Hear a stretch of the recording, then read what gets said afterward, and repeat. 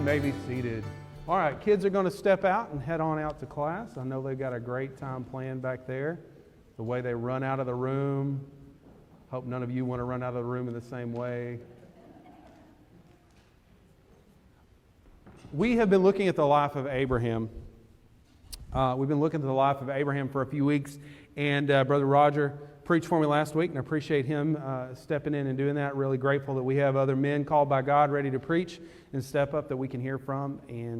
But we took a break, and we're back looking at the life of Abraham. But what's been rolling around in my brain this week is one verse that has nothing to do with the life of Abraham. Romans chapter 12, verse 9 has been rolling around in my head all week, and I don't know that I have ever focused on this verse very much. It's 4 words. It's really short. It's really simple. And it's one of those things that I have a tendency to pass over. If it has love in it, I generally just skip right over it. I move on to something else. Love is not the thing that I focus on heavily. But this week I've been thinking about this. Let love be genuine. When you say you love someone, let it actually be love, not just we say we love each other. We say love all the time, right? Like, I love my neighbors. Yeah, I love my neighbors. Absolutely love my neighbors. Except for that one who won't cut his grass often enough. I love my neighbors. I love my neighbors. I love my family. I love my family. I don't want anything to do with them, but I love them. I don't want them to stay over there. We say the word love a lot. We throw it around, but how often is our love genuine? And I have to think that we're not the first people to deal with this, because Paul said, let's love be genuine. Stop saying you love if you don't actually love. Stop pretending that you're obeying Jesus in loving your neighbors or loving your enemies or loving your families. Stop pretending you obey with your words, and let your love be genuine. Now, I thought a lot about how to illustrate this, because this is super simple, but it's also, it's one of those things that is so simple that we can skip over. So I've come up with a way to illustrate what I want to talk about today in letting your love be genuine. Is anybody here able, in a blind taste test, you can identify Coke, Coca-Cola? Anybody can do that? Lauren, you can do that? Anybody else? Anybody want to volunteer to come prove that? You want to come do it? Okay. Pass off the baby. Well, you're going to figure it out now. This is not McDonald's Coke. I know that's your favorite. But you got 3 cups there. I want you to try each one of them and tell me which of these is legitimate Coca-Cola classic. Santa Claus, polar bears. Tell me which one. Okay. What do you think about that one? Is that it, or is that not it? Not it at all?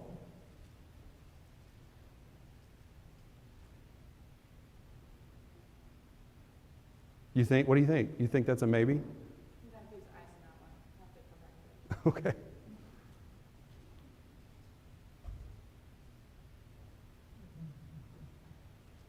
And we want the genuine thing. If you mess this up, you will mess up the entire sermon. A lot of ice, it's really hard. Well, excuses are helpful. I just need to know which one's actual Coke. You raised your hand and said you could do this.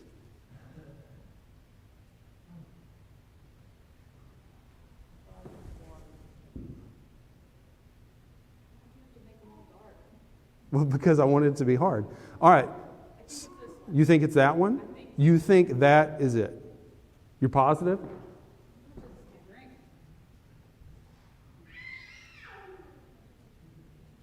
Are you sticking with it? No, I go this one. You go that one. Okay, that's your number one, and you commit to drinking that from now on? No, I actually like this one. You like that one the best? Number 1 is Pepsi. What? Yes, number 1 is Pepsi. That's actually my drink of choice, if I could drink sugary drinks. All right, so which one is it, 2 or 3? Which one do you think it is? Genuine thing. Out of these 2? Out of those, it's 2? Yeah. That is Sam's Cola. No. And this one is Coke. That one's Coke Zero. This Coke, yeah, that's right. None of those are the genuine thing. Yeah, it was really hard. Yeah. But I appreciate you embarrassing yourself and participating. Can we give her a hand?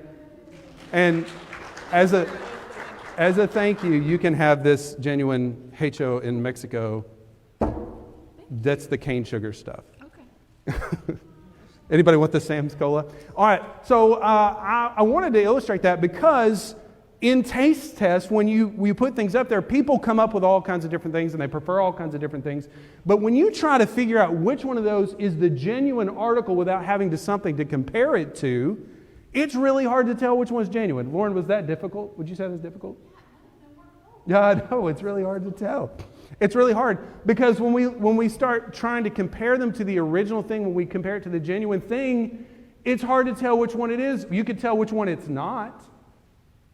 You can tell which one it's not, for sure. There's one that it's not, like that is not the genuine thing. But then you get others, and without something to compare it to, now, if I put actual Coke up there and said, this is the Coke, figure out which one of these other ones is a Coke, you can do that. But it's really, really hard to figure out what is genuine without the genuine thing to compare it to. And so we run around and we talk about love all the time. Well, I love this, and I love that, and I love you, and I love him, and I love her.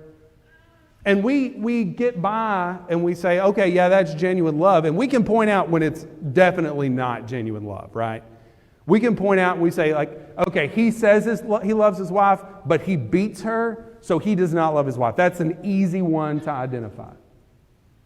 But there's a lot of this love floating around that we look at and we're like, oh, that's the genuine thing. And we only think it's the genuine thing because we've been drinking Sam's Cola. We're drinking Bible school drinks. It's, the cheapest things. You got the off-brand Oreos, and you got Sam's Cola. We've been drinking that this whole time, and so it's hard to recognize what genuine is. And when we talk about love, Paul says, let love be genuine. We might think, okay, I'm going to skip over this verse because my love is genuine. But you only think the way that you're loving is genuine because you have not tasted the real thing.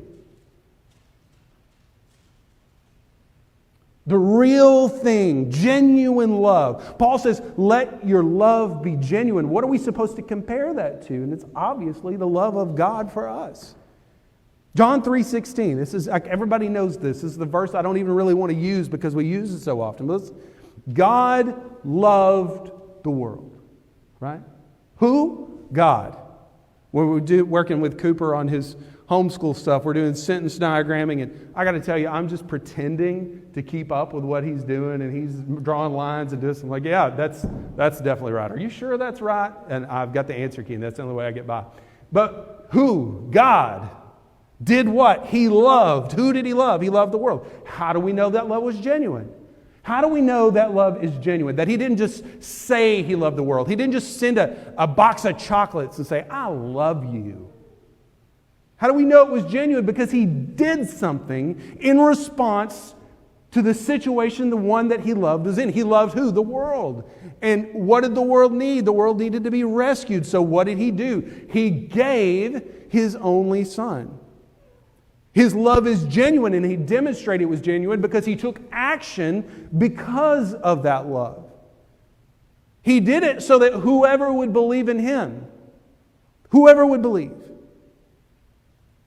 would not perish, would not die, would not be separated from him for eternity, but would have eternal life. That anyone who would believe on him would have eternal life. God loved, it was genuine love, so action followed that love. That's how you know it was genuine. That's what genuine love looks like. That's one of the marks that you can identify, a genuine love. When someone says, I love you, is that love genuine or not? Do they just say it when they see you? Or does that follow up with some kind of action in response to that love? Is it genuine or not? Now, we're looking at the life of Abraham, okay? And I promise we're going to get to that. And Abraham, and I talked about this 3 weeks ago. I don't want to belabor this point. But Abraham was not chosen because he was the best guy around. In fact, he was not great. He was not the best guy. He was not the worst guy. He's just the averagest guy around, right? He's got ups and he's got downs. He's a guy that says, yeah, God, I will follow you in faith. I will step out in faith to where you want me to lead. But when I get there, I'm going to pretend that my wife is my sister, and it's only a half lie, but that's okay. I'm going to pretend that because I believe you enough to follow you, but I don't believe you enough to trust you. And he's a guy of ups and downs. But one of the ups that he has is in the love that, not necessarily for his wife, but the love that he shows his nephew, which is really his adopted son. I mean, he took on this guy as his adopted son. Abraham had 2 brothers. One of them stayed back in their homeland with his family. Abraham and his dad and his wife.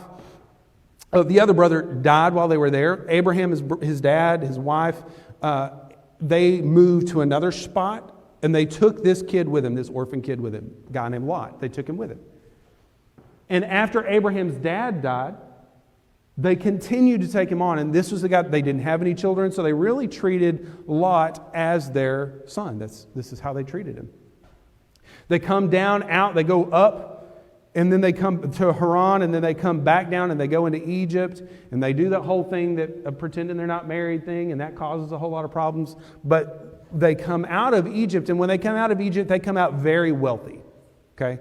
They're wealthy in silver, they're wealthy in gold, they're wealthy in livestock. And they come out, and Abram has not kept all this to himself, but he shared it with Lot too. Because they came out of that with whatever inheritance that Lot had gotten.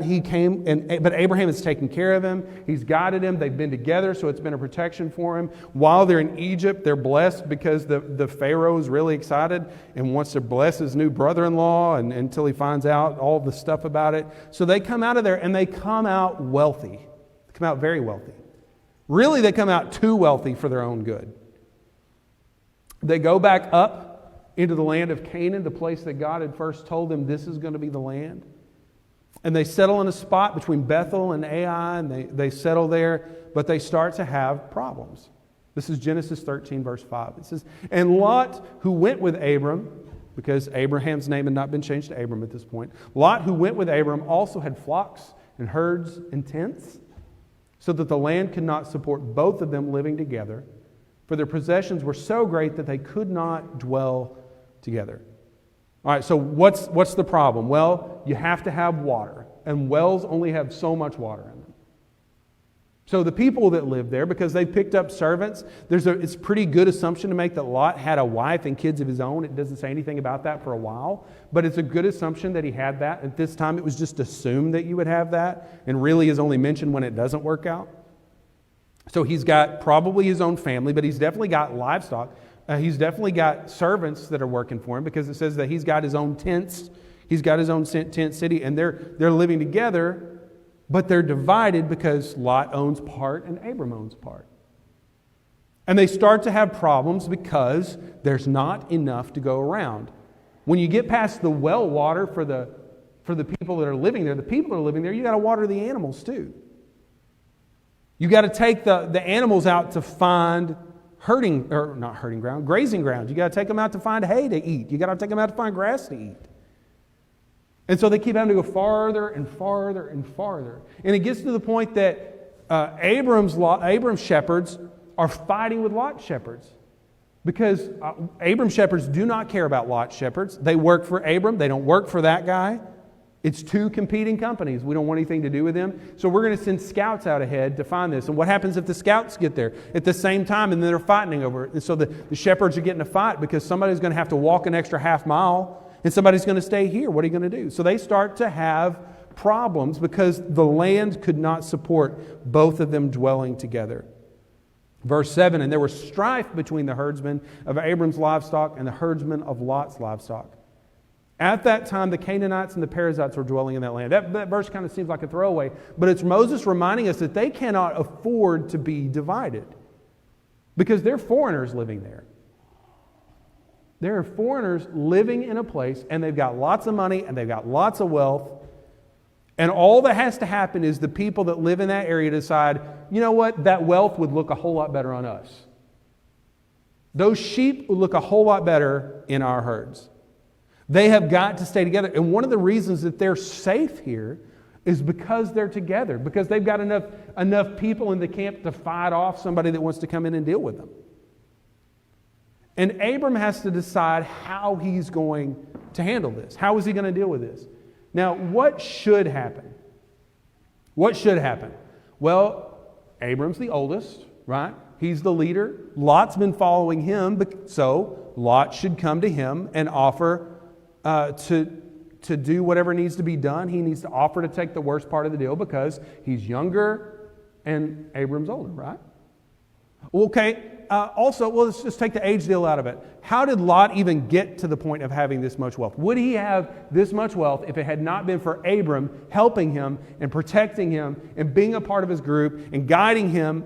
Would he have even gotten to this point? So Lot should definitely come to Abram and say, hey, what do we need to do to work this out? I value this relationship. What should happen here is that the younger, the one who owes more to the older, should go to the older and say, hey, I'm sorry that this is a problem, and I want to do what it takes to work it out. What do I need to do? Thank you for everything that you've done for me over the years. Let's step it up. So the question is, what does genuine love do in this situation? Well, if Lot had genuine love for Abram, he would step up and handle it and do the right thing. I don't think there's anybody that would argue, hey, the younger should not sacrifice for the older. I don't think there's anybody here that would say, hey, the younger, the one who only has what he has because of the generosity of the other, should not take the worst end of the deal, should not offer the worst end of the deal. I don't think anybody would say that. And what we have a tendency to do is when there's a conflict between two parties, it's pretty obvious what the right thing to do is, and so we sit around and wait on the other person to do the right thing, at least the right thing from our perspective, right? Like they're going to handle it. They're going to apologize.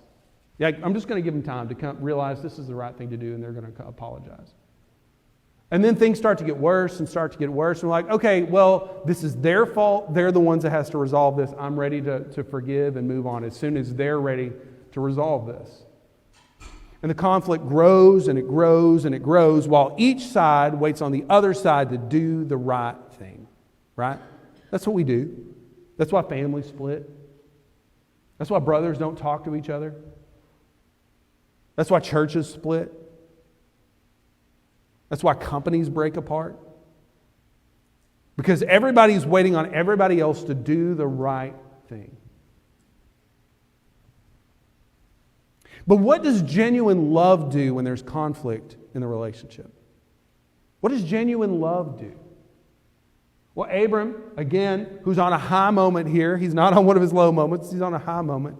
He goes to his nephew, the younger guy, the guy that owes everything to him, the guy that should be making the initial conversation and should be making the initial sacrifice. He goes to Lot and he says, let there be no strife between you and me and between your herdsmen and my herdsmen, for we are kinsmen. He said, look, I see a problem coming.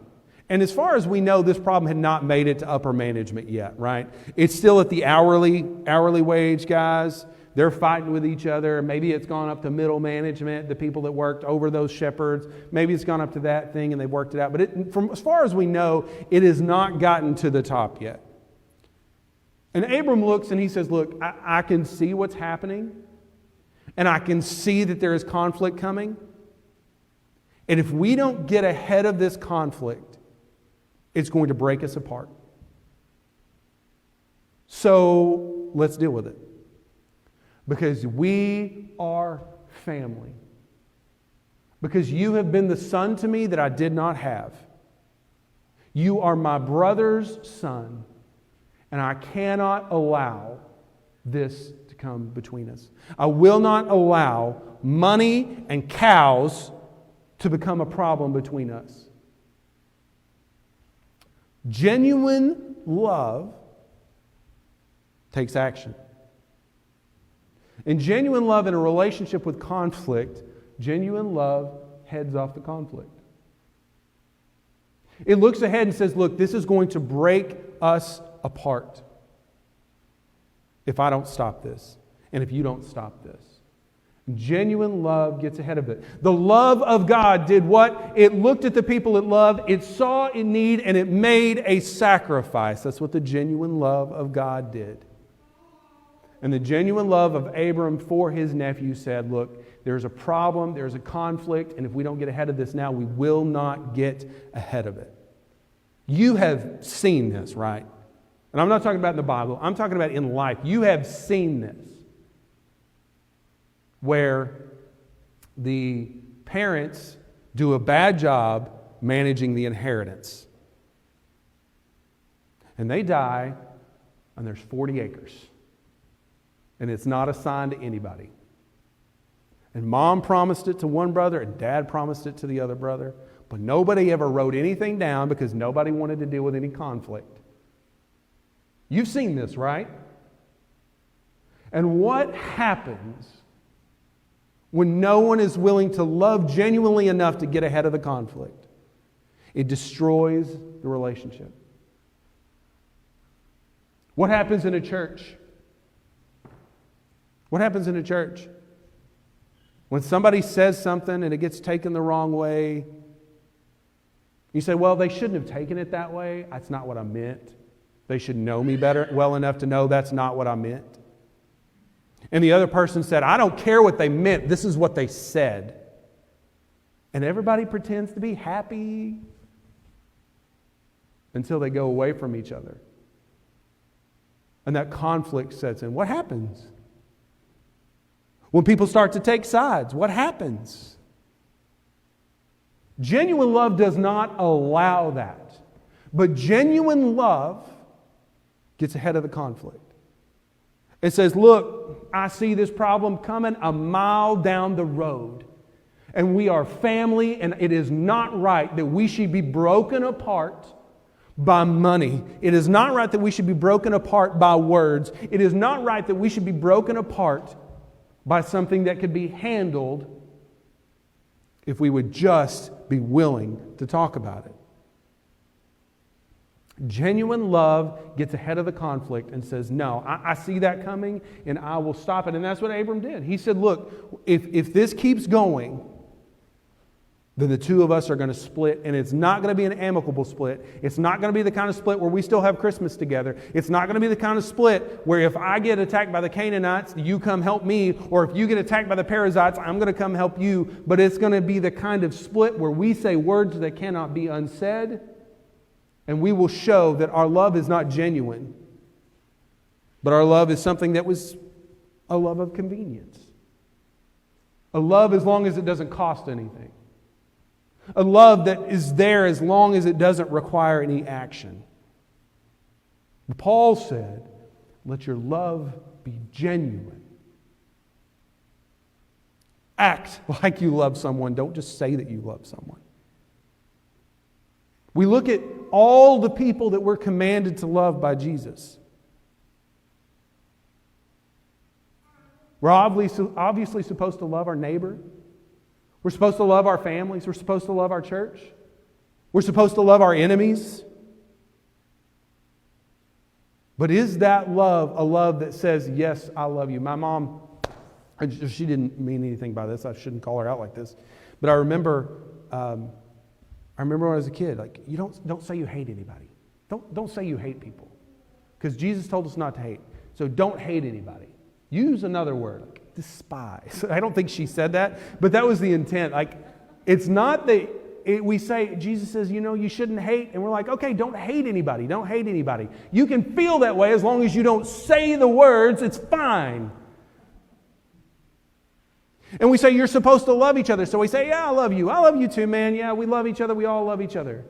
But that love is not genuine unless that love takes on action. Your love for your family is not genuine love unless you're willing to take on the responsibilities that are required for loving your family.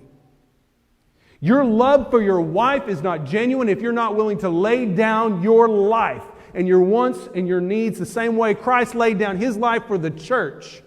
It's not genuine unless you're willing to do that. Your love for your husband is not genuine unless you're willing to take steps in the marriage to offer up things that you maybe don't want to give away in order to fight for the relationship and preserve the relationship. Your love is not genuine unless you're willing to take action. And this is the one that gets me. Your love for your enemies is not genuine if you're not willing to take action to do what those enemies need you to do. This last year, the year of 2020, I can't believe that March is almost over of 2021. I'm still grappling with that. But the year 2020 was a year of enemies. It was a year of enemies. All the hate for each other. And we were divided, and we weren't just divided, but we announced that division. We announced that division everywhere we went. And I got to say, have we loved our enemies in this past year? Has your love for your enemy that Jesus has told you that you need to have, has that taken any action? Or is it just something you'd prefer not to talk about? Love heads off conflict. It sees conflict coming and has the conversation that needs to be had. It takes the steps that need to be taken to protect the relationship, just like Abram did. Abram said to Lot, verse 8, "Let there be no strife between you and me, and between your herdsmen and my herdsmen, for we are kinsmen." Whatever it takes, that's what I want to do. What is it going to take for me to preserve this relationship? That's what I'm willing to do. Whatever conversation we need to have, we need to have. We as believers, if we genuinely love the way that we've been commanded to love, need to be people who are ready to deal with conflict.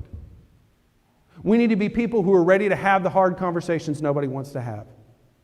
Because genuine love deals with a conflict. Genuine love doesn't just have the conversation, but genuine love resolves the conflict. What is it going to take to fix this? Genuine love doesn't just have the conversation, but genuine love resolves the conflict. Verse 10, Lot lifted up his eyes. I skipped a verse. Man. So in verse 9, this is just one of those days, I swear. Verse 9, Abram says, look, this is the problem between the two of us. And the solution here is for us to split. We're still going to be family, but we need to spread out a little bit. And you can go have your camp, and your shepherds can go graze where they want to, and you can have your water, and I'm going to go where I want to. So you pick a direction. You pick a direction. You want to go to the east? I'll go west. You want to go north? I'll go south. You pick what you want to do. And this is where we get to verse 10. Lot lifted up his eyes and saw that the Jordan Valley was well watered everywhere like the garden of the Lord, like the land of Egypt in the direction of Zoar. This was before the Lord destroyed Sodom and Gomorrah. So Lot chose for himself all the Jordan Valley, and Lot journeyed east. Thus they were separated from each other. So Lot said, all right, this is a great plan. This is a great plan. I get to pick which direction I go. I'm kind of surprised about that because I thought you were in charge and I didn't want to have this conversation because I knew you were going to get the good stuff and I was going to have to take the bad stuff. But if you want to do it this way, that's great. So I'll look around. He looked around and he said, okay, over here to the east, we've got the Jordan River. It's easy to get water. All the grass has been watered. It's green and lush. Off to the west, it's fine. It's fine. It's nothing great. It's over there. There's some grass there, but it's going to be a lot more work. And besides that, the people that live over there, the cities are a little bit smaller. It's not as much wealth over there. But if I go to the east, over here where it's green along the Jordan River, very similar to Egypt, if I go over here, there's a couple of big cities there that I can do business in. And I can get farther ahead if I go over there. A city named Sodom. Right over there. It's going to be a great place for me to, they got good schools. I'll raise the kids over there. It's going to be great. So Lot looked around and he found what was best and took it for himself. And this is the part where we start to break down, right?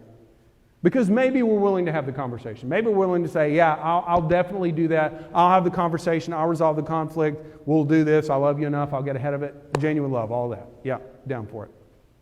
But this is the part where we start to get messed up because Abram made the sacrifice of coming and saying, whichever direction you want to go, you go and I'll go the other direction.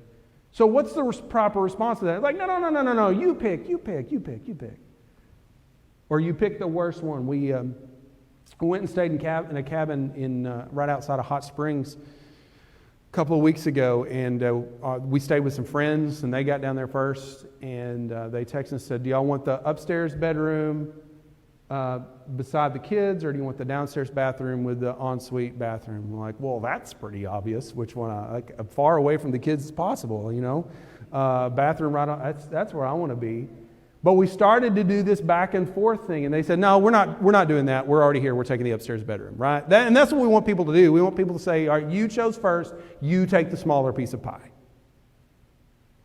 But Lot looks around, and he's like, no, I want the bigger piece. I'll take the bigger piece. That's fine. I'll take the bigger piece.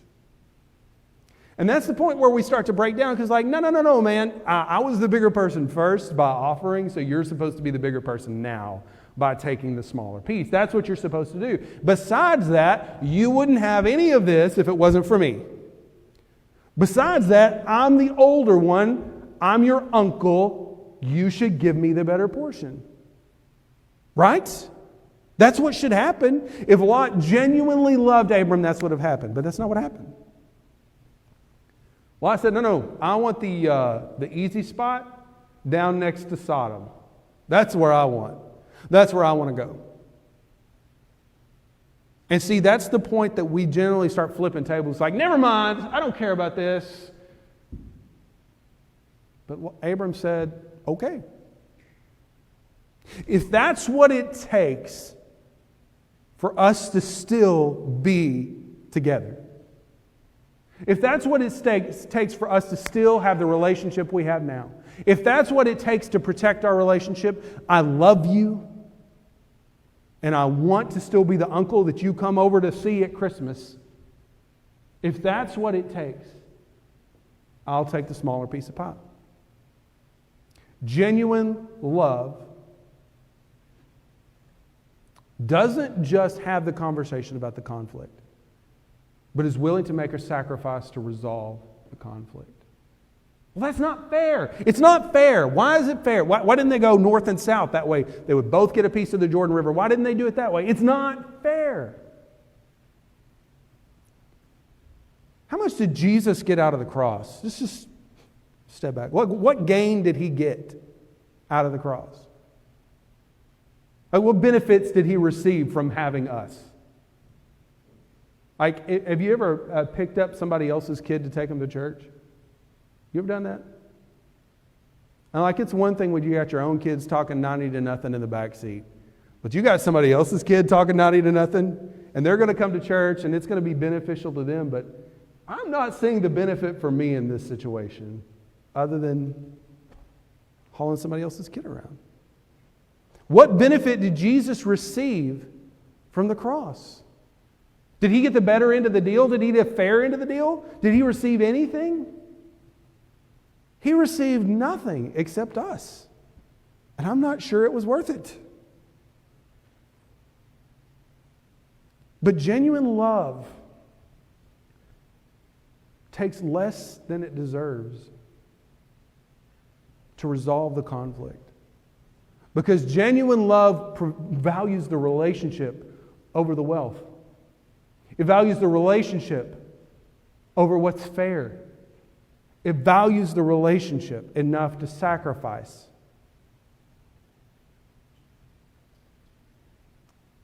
To get the relationship. So they split up. And they go on. And the relationship is preserved. And all it cost was Abraham being willing to have the conversation he didn't want to have, that none of us want to have. Being willing to offer a resolution that gave the other guy first choice in taking the smaller piece of the pie. But what about his rights? What about his rights? What about what he deserved? Doesn't that matter? Doesn't it matter what he deserved? Look, you have the right to fight for your rights in the relationship. You have the right to do that. And people do. And that's why people get divorced. Because no one is willing to give, and everyone is demanding that they get what they deserve. This is why countries split apart. Because everyone is demanding that they get their rights, and no one is willing to give. Paul said in 1 Corinthians chapter 10, verse 23, he said, all things are lawful. He says, he's quoting a philosopher at the time.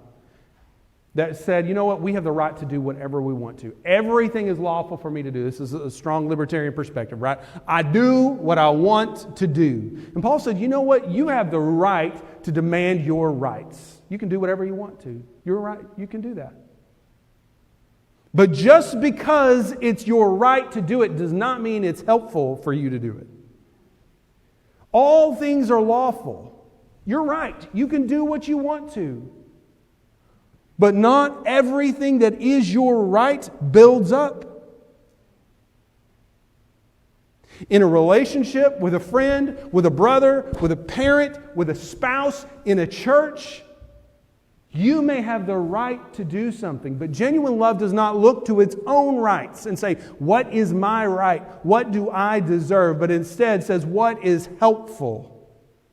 What builds up? Genuine love does not seek its own good, but seeks the good of its neighbor. Genuine love does not look to its own rights, but seeks what's good for the one that it loves. Philippians 2:4. Let each of you look not only to his own interests, but also to the interests of others. And have this mind among yourselves, which is yours in Christ. So he says, don't just look to your own. Let's swap out some words here to talk about what we're talking about. Don't just look to what you deserve. Don't just look to what you have the right to do. But instead have this mind among yourselves, which was yours in Christ Jesus. Who, though he was in the form of God, did not account equality with God as thing to be grasped, but emptied himself by taking the form of a servant, being born in the likeness of men. Jesus, equal to God, have the rights to the universe, reigning over all things, agent of creation, sitting at the right hand of the Father, did not look at his rights and what he deserved as something to be grasped, something to be held on to, something to be fought for, something to be valued above everything else. He did not look at his rights and say, this is something I'm going to cling to, but instead emptied himself of his rights and what he deserved and took on the form of a servant and was born in the likeness of men. What does genuine love do? Genuine love does not cling to his own rights, but clings to the one it loves. Genuine love does not fight for what it deserves, but instead fights for the relationship. Genuine love does the same thing that Jesus did for us. He emptied himself in order to fight for that. And what did Abram do? What did Abram do? He said, I love you. You're my nephew. And I want things to stay the way they are. And so I will make whatever sacrifice needs to be made. I'll take the smaller piece of the pie. I'll have the hard conversation. And before he even knew how Jesus was going to display genuine love, he set down his rights in order to preserve the relationship. But that's not fair. It's not fair. It's not fair. Because what did God promise Abram? He promised him, I'm going to bless you and I'm going to give you children, which still hasn't happened, by the way. I'm going to give you children and I'm going to make a great nation out of you and I'm going to bless you and I'm going to bless people for knowing you and I'm going to fight for you. How is God supposed to do that if Lot is going to take the green spot next to the wealthy city and Abram's going to take this dried out spot that we can probably get by on over here by a bunch of giants? How is that supposed to work out? How is God supposed to bless me over here if the river is over there? How am I supposed to get ahead if I keep making deals to preserve the relationship and people are taking advantage of me? How am I supposed to get ahead if I keep laying down my rights for the sake of the relationship? How am I supposed to get ahead? How am I supposed to get mine? How am I supposed to get what I deserve if the river is over there and I keep going over here? God does not need the river to bless you. Genesis chapter 13, verse 14. The Lord said to Abram after Lot had separated from him. Lot was like, hey, I'm out, I'm moving, I'm doing my thing. They had that last dinner, but Lot moved away, and Abram's standing there in a group half the size, and he's looking east at the green grass. He's looking at the tall green grass. He's looking at the river. And then he turns around and he looks over here at the dried out spot that's far away from the river. And he's still got his nephew, but it doesn't look like he has much else.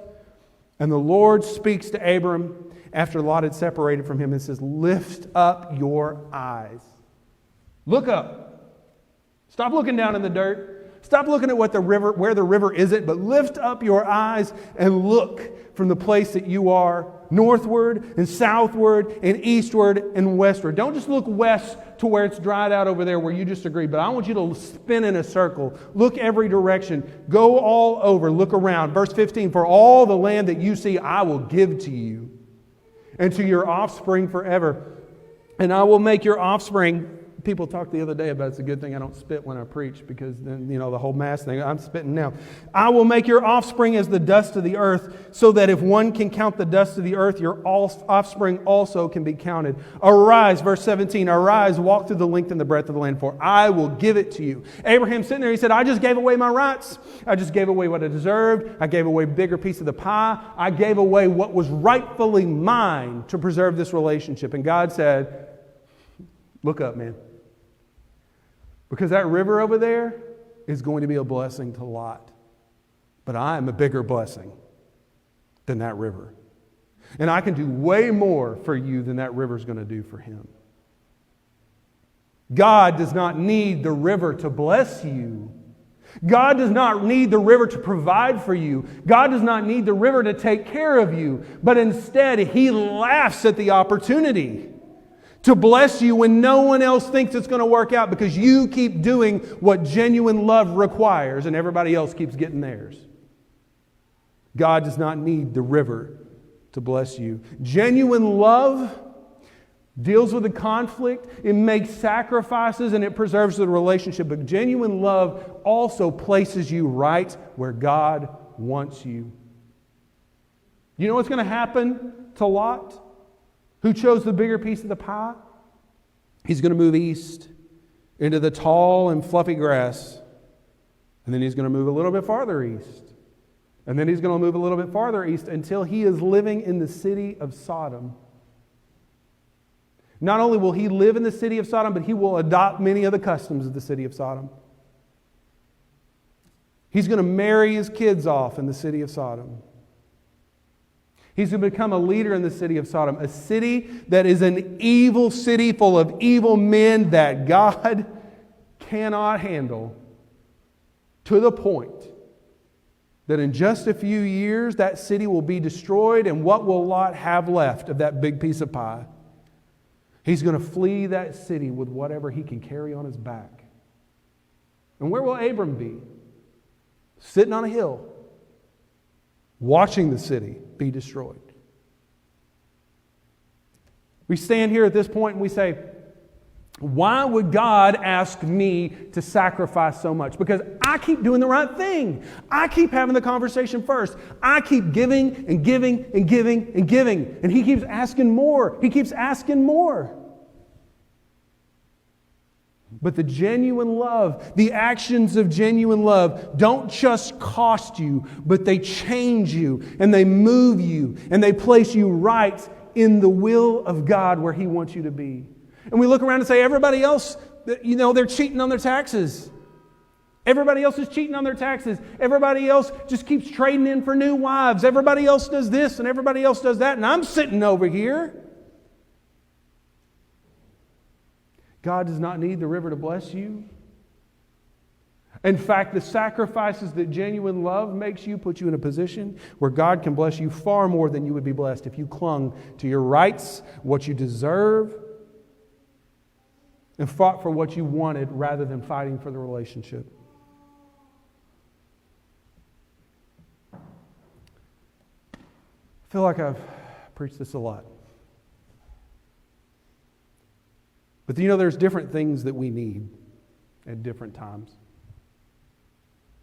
I don't remember what we needed in 2019. I really don't remember. But in the last year and 3 months, I know what we need. We need to be reminded how believers in Jesus should love. Brother Roger talked last week about signs of the times and the way that things are going to be changing. He talked about a growth of persecution. And I'm with him on that. I mean, I see it, and I see it coming. But our response to that persecution is to remember what it means to genuinely love. Our response to the coming persecution is not the purchasing of more bullets, but clinging to Jesus and the way that He loved and the way that He sacrificed. Well, what do we need to know in March of 2021? We need to know that we have been commanded, not requested, not asked, not suggested, but we have been commanded to love our neighbors. We've been commanded to love our spouses. We've been commanded to love our families. We have been commanded to love our enemies. And we have not been commanded to always say we love and to never say we hate. But we have been commanded to love genuinely. A love that takes action. A love that protects the relationship. A love that mimics the love of God. We're not trying to measure up to Sam's Cola, but we are trying to measure up to the classic. And if we're going to love, it's going to cost. And it's going to hurt. And it's not going to be a whole lot of fun. But again, I ask you, how much fun was the cross? Jesus gave of Himself because of our need, because He loved us. Let us give of ourselves wholly for those we have been commanded to love. That by giving that love and treating them with love, we might come to genuinely love those we've been commanded to love. Stand with me. Our Heavenly Father, we come before You right now and we thank You so much for the love that You displayed on the cross. I thank You that You were willing to give of Yourself, that You did not look at equality with God as something to be clung to, as something to be fought for, but instead voluntarily emptied Yourself to become the lowest among us so that You might save us. I ask that we would be willing to empty ourselves. Lord, if there's someone in this room that has a relationship and they can see conflict coming, let them have the courage to have the conversation they need to have before it's too late.